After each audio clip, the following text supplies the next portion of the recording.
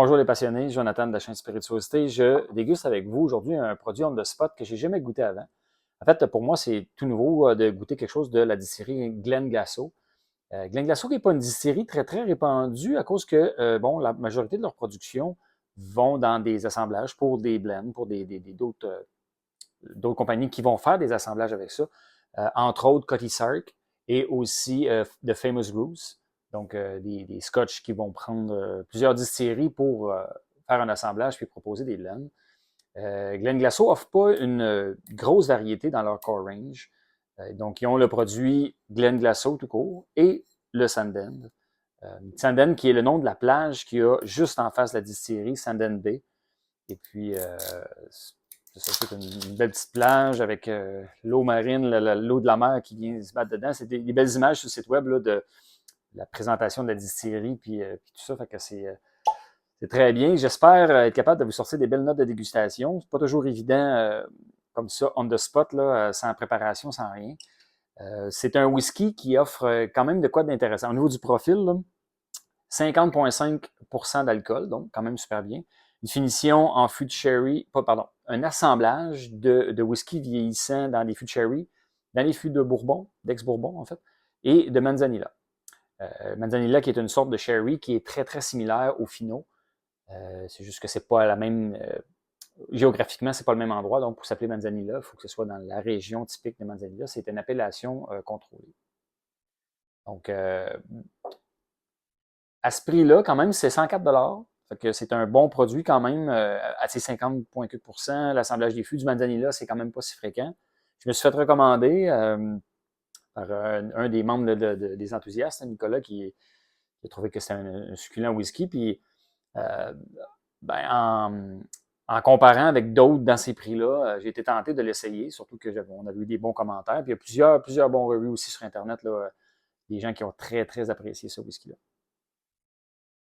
Le nez est vraiment excellent. Tu as un nez d'abord fruité. Il y a très fruit du verger avec une belle crème aussi, quelque chose de crémeux, comme si on faisait un beau dessert avec ça puis qu'on ajoutait de la crème.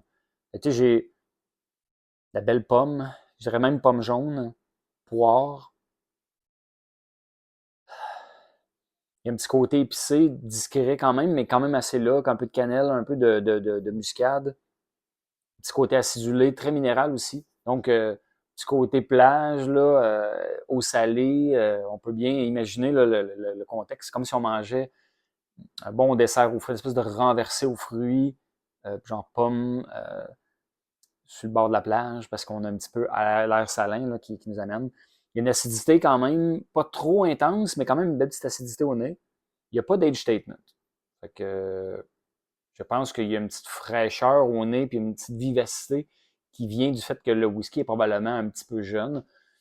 Aucune idée de l'âge, mais ils ne nous disent pas, mais j'imagine que si c'était en haut de 10-12 ans, ils l'indiqueraient probablement. En tout cas, à suivre au niveau de l'âge, mais c'est pas un défaut, là. Il offre une belle vivacité. Il fait penser un petit peu un même profil que le Orchard House de Compass Box, avec un peu plus d'épices, puis le petit côté crémeux, super intéressant. Le petit salin aussi. Il y a vraiment un petit côté salin, quand même pas négligeable. Je pense que le Manzanilla donne le petit côté crémeux, donne l'espèce de rondeur au nez, l'espèce de belle onctuosité peut-être. Je ne sais pas si les fruits viendraient pas aussi un peu du sherry et un peu aussi de bourbon. Ouais, peut-être la vanille, ouais. La vanille viendrait probablement des fûts de bourbon. En tout cas, c'est un beau nez quand même assez complexe, très orienté fruits. Très fruits et salin. Ah, il y a un petit côté boisé quand même assez notable. Un peu bois humide, un peu comme quand on travaille une corde de bois dans le sous-sol. Là. Quand on s'approche d'une corde de bois, c'est cette espèce d'odeur-là que j'ai au niveau du bois. Une petite chaleur au nez, mais c'est quand même un whisky de 50%, fait que j'ai l'impression que la chaleur vient de là. Mais je suis content parce que j'ai pas trop de misère à vous sortir des notes. C'est la première fois pour moi que je l'explore. Puis j'ai pas trop de difficulté à trouver comment l'expérience se présente. Des fois, L'autre fois, dans le cas du Aaron Sherry, j'avais de la misère à aller chercher des notes au nez, puis le nez était très fermé. Là, c'est un beau nez qui s'ouvre, puis qui est super agréable. Il donne une très belle expérience. Pour vrai, merci Nicolas de m'avoir fait découvrir ça. C'est de m'avoir encouragé à faire l'acquisition de cette bouteille-là. C'est bien. Bon, ben, on plonge. J'ai le goût de voir ce que ça goûte.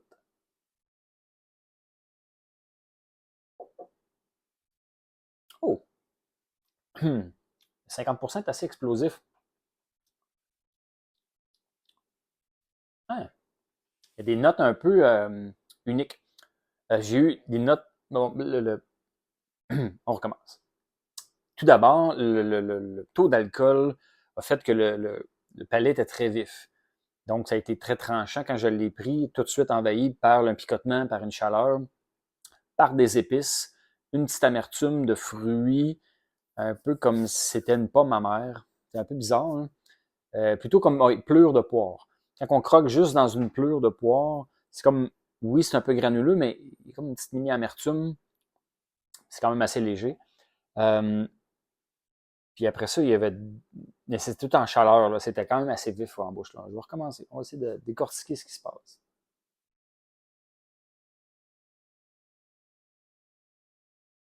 Hmm. Très salin. Les minéraux sont très présents. Voire quasiment même un peu d'iode. Euh, j'ai la langue engourdie, là. Fait que, tu sais, ça a quand même attaqué.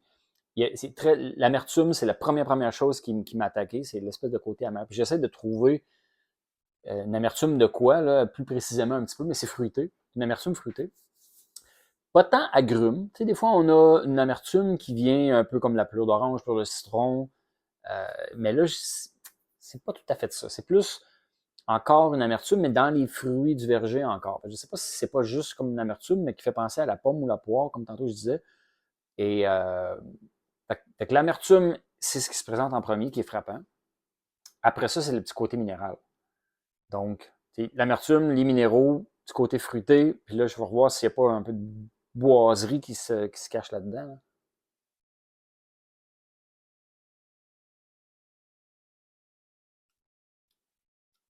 Là, je commence à être accoutumé. Puis là, c'est moins en moins intense. Il y a une petite année, oui, plus vers la fin, là, en fin de palais, j'ai une belle petite année qui sort. Avec encore une belle pomme. Tu sais, le côté de la pomme est super agréable. Pomme, poire, euh, peut-être même un autre fruit aussi qui est un peu moins intensif, un peu moins vif. Mais on est dans des beaux fruits. Puis à 50 points quelques, je pense que là, je suis pas fin, je m'en suis pas versé assez. Il faudra que j'en reprenne. Mais je pense que j'ai le goût d'essayer avec un peu d'eau. Juste pour voir s'il y a des notes qui ressortent un peu différentes. Parce qu'à 50,5% d'alcool, on peut se permettre quand même d'ajouter un peu d'eau puis de le faire ressortir ou d'ouvrir un peu plus le palais peut-être. Je vais y retourner sans eau. Là. Ouais, le nez reste un super nez avec plus d'épices un peu que tantôt. Mon deuxième nez, épices boisées, comme un petit peu de cannelle, de muscade.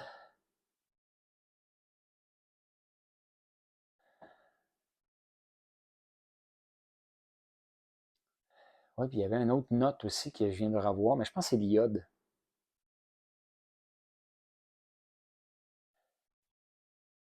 Vraiment, bon whisky. En tout cas, à date, bien content d'avoir découvert ce single malt-là. C'est quand même une belle twist. La bouteille est super belle, un bel écusson.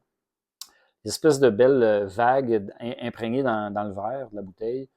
Euh, je trouve que c'est une bouteille classique un peu. Tu sais, un peu sobre, élégante, mais classique en même temps.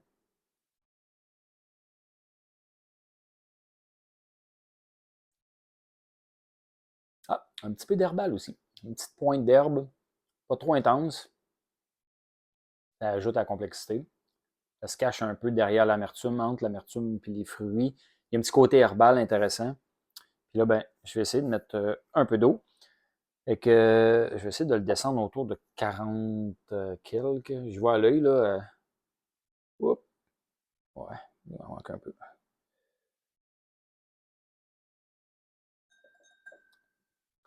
C'est pas une tonne, mais juste pour voir si on change un peu le profil. Là.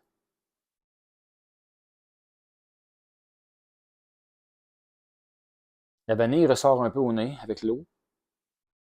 Un peu plus vanillé, un peu moins épicé. Encore très fruité, par contre. Et là, je dirais qu'on s'en va plus vers la poire. Là, une fois qu'on a mis de l'eau, les épices sont encore là, mais sont beaucoup plus discrètes. La vanille reprend le dessus.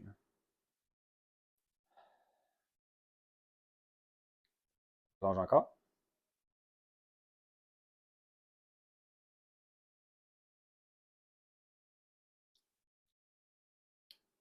Il n'a pas tant changé. L'amertume est encore pas mal là.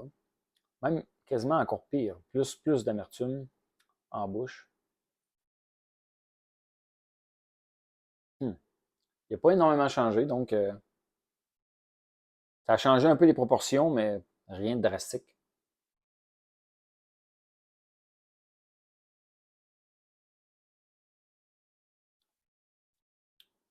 Ouais. On a vraiment. Non, l'eau n'a pas amélioré ou transformé le whisky vraiment. Elle l'a pas fait s'ouvrir plus ou donné une note incroyablement différente. Donc, on va mettre l'autre côté. On va le profiter. On va en profiter tel quel. J'aime j'aime la façon qui se présente le whisky. Dans le site web, c'est probablement la suggestion mentale que j'ai avec, à cause que j'ai visité ce site web pour me renseigner avant d'y goûter puis de voir. Mais, puis aussi le Sanden de la plage qu'il y a à Sanden Bay. Mais c'est vraiment l'impression que j'ai. Estival, quelque chose d'été, une plage, minéraux, l'eau salée, les fruits, une belle température, tout ça, là, on dirait que c'est vraiment le feeling qu'on a, l'impression de. Parce que le côté minéral est très présent avec les fruits, fait que ça donne une twist un petit peu unique. C'est pas quelque chose qu'on a quand même souvent fruité, salé. Ça arrive, mais nécessairement, en tout cas, dans ce cas-ci, c'est présenté d'une certaine façon. Puis je pense même que du côté maritime, il cache. Tantôt, je parlais d'herbal, puis je pense que c'est quasiment algues. C'est plus herbes marines ou plantes marines, plus que des herbes nécessairement comme du gazon ou d'autres herbes hautes ou des herbes folles. Là. Que, je trouve que le côté herbal fait plus penser à du maritime, à des algues que d'autres choses.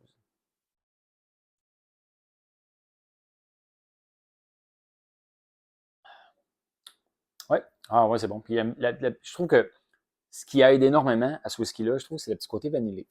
Parce qu'une petite vanille qui vient comme adoucir un peu les fruits puis d'être un peu trop vif au niveau de l'acidité. Parce que l'acidité n'est pas trop intense. Au nez, on avait une bonne acidité, mais en bouche, je trouve qu'à force d'y revenir, tout ça, c'est plutôt bien balancé. Je pense que c'est la vanille qui vient bien adoucir ça. Le côté sherry n'est pas trop intense non plus. J'essaie de voir s'il n'y a pas des notes un peu plus huileuses puis un peu plus noisette ou amande. Il y en a, en parlant, là, je les conçois, mais c'est pas intense. Un peu plus discret, mettons, comme note.